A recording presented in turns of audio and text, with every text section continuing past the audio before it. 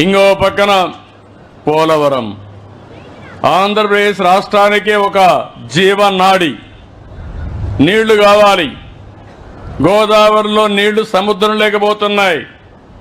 ఇప్పుడు తినగంజాం ఉంది, పక్కన సముద్రం, ఇక్కడ నీళ్లు లేవు. బోర్లు వేసుకుంటే తప్ప నీళ్లు లేని పరిస్థితి ఉంటుంది. అలాంటప్పుడు నదుల అనుసంధానం చేయాలని పోలవరాన్ని మళ్ళీ ఘాట్లో పెట్టాం. పనులు అవుతున్నాయి. 2027కి పోలవరాన్ని పూర్తి చేసి నదుల అనుసంధానానికి శ్రీకారం చుడతాం. దీనివల్ల అనేక లాభాలు వస్తాయి. వ్యవసాయం సుజావుగా జరుగుతుంది. విశాఖపట్నం స్టీల్ ప్లాంట్ మీకు అందరికీ జ్ఞాపకం ఉంటుంది. విశాఖ హక్కు ఆంధ్రుల హక్కు అని పోరాడాం, ప్రాణ త్యాగాలు చేశారు. అలాంటి దాన్ని దివాలా దీపిచ్చారు. దివాలా దీపిస్తే ప్రైవేటైజ్ చేస్తామంటే ఇది కరెక్ట్ కాదని అడిగాను. కేంద్రంలో ఉండే బీజేపీ, తెలుగుదేశం, జనసేన కలిసి పనిచేశాం. దీనివల్ల వచ్చిన వెంటనే దగ్గర 11,000 కోట్ల రూపాయలు అదనంగా డబ్బులు ఇచ్చారు. నేను కూడా ముందుకు వచ్చాను.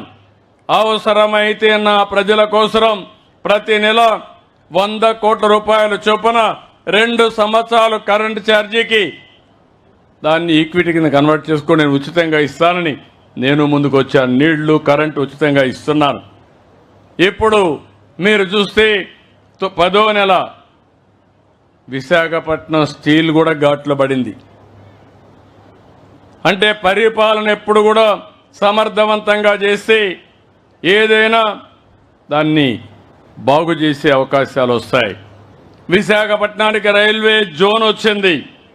ఒకప్పుడు రోడ్లు చూశారు, గుంతలు పడిపోయి ఎవరన్నా బయట పోతే నడి విరిగిపోతుంది. ఎవరన్నా డెలివరీకి పోవాలంటే హాస్పిటల్కి పోయే పని లేకుండా మధ్యలోనే డెలివరీ అయిపోయే పరిస్థితి వచ్చింది.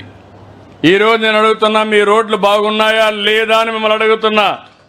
బాగున్నాయంటే గట్టిగా చెప్పండి. ఇంకా కొన్ని రోడ్లు ఉన్నాయి, అవి కూడా రిపేర్ చేస్తాం. భవిష్యత్తులో రోడ్లన్నీ అద్దంలాగా ఉండాలని ఆలోచిస్తున్నా. మీరు సహకరిస్తే దానివల్ల మనం ఎక్కడికి పోవాలన్నా రావాలన్నా, ఒకప్పుడు మీరు చూస్తే నేషనల్ హైవేస్ ఉన్నాయి. 30 ఏళ్లకు మునుపు అయితే మనం రోడ్ల మీద పోయేవాళ్ళం కాదు. ఈరోజు నేషనల్ హైవేస్లు ఎక్కడా గుంతలే లేవంటే విధానమే కారణం. అలాంటివన్నీ వచ్చాయి.